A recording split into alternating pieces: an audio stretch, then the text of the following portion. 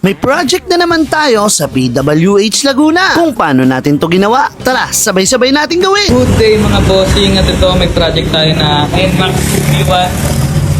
Repaint siya ng inner outer at powder coat ng Max. At ayan mga bossing, tapos na natin yan baklasin, kaya piniprep na namin, tapos rekta po na yan.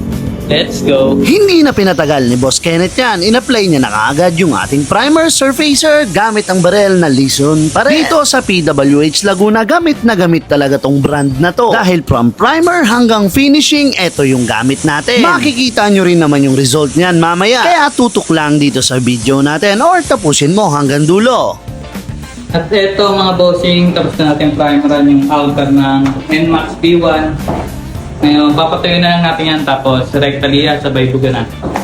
Let's go! Nang makonsume na natin yung flash off na kailangan, ito, i-apply na ni Boss Kenneth yung pinaka main color ng project natin na to. Balik stock color nga lang pala yung gusto ng ating client. Pero glossy finish na daw para mas tumagal yung paint at para mas madaling ma-maintain. Yung stock color kasi mga kadip, direct gloss na siya. Rekta na top coat, pati kulay. Kaya kung ikukumpara mo sa repaint talaga natin, napakalayo. Dahil yung stock paint kapag napudpod, plastic na agad. Yung repaint naman na ginagawa natin, nakita nyo naman from primer, base coat hanggang top coat. Yun yung pinagkaiba ng stock paint sa repaint na ginagawa namin. At ayun, tapos na tayo mag-base. Eto mga bossing, tapos na tayo magbuga ng base color natin.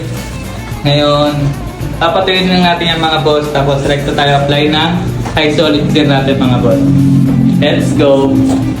Kaya sa mga kadip natin na nagtatanong bakit mas mahal ang magpa-repaint kesa bumili ng bagong panel, yun po yung diferensya or pagkakaiba. Nawa nagkaroon po tayo ng idea about sa ating mga ginagawa. At sa part na to, nag-apply na tayo ng high solid clear gamit ang baril pa rin na Lison. Mga kadip, nakita nyo naman from primer, base coat hanggang finishing. Gamit na gamit talaga ito ng mga batang followers. Kaya sa mga gusto mag-testing, nasa comment section at mismong video yung link kung saan natin nabili. At eto na nga pala yung mga inner fairings ni Bossy. Hindi na na-flex ni Boss Kenneth kung paano niya to ginawa, pero ngayon naka-base coat na siya rito. Ang gusto kasi ng bossing natin ay black pa din, ang kaso nga lang ayaw niya na ng matte dahil daw dumihin. At eto na yung final result nung ating ginawa kanina. Tingnan nyo yung gloss retention, di ba pasadong pasado yung gun na gamit natin. Bukod sa budget friendly, nakita nyo naman yung finish niya. Talaga namang hindi ka mapapaya kapag ganito yung kinalabasan ng project mo. At i-check naman natin sa ibang angle at ilabas natin tong mismong panel sa labas. Tingnan nyo naman yung pagkaka-clarity nung clear natin na to. Hindi natin malalatag yan ng ganyan kung hindi maganda yung atomization ng spray gun natin. Kaya kung gusto mong itry, nasa comment section yung link. At eto nga pala yung mugs ni Bossing na powder coat na ni Boss Kenneth yan. Dahil mahiyain yung client natin, bigyan na natin ng kapirasong montage itong project na to. Sa Fallworks kulay ay buhay,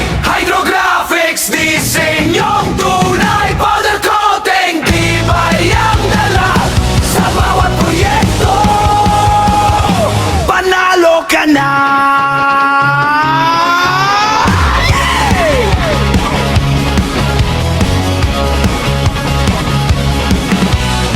Sa pag-ikot ng makina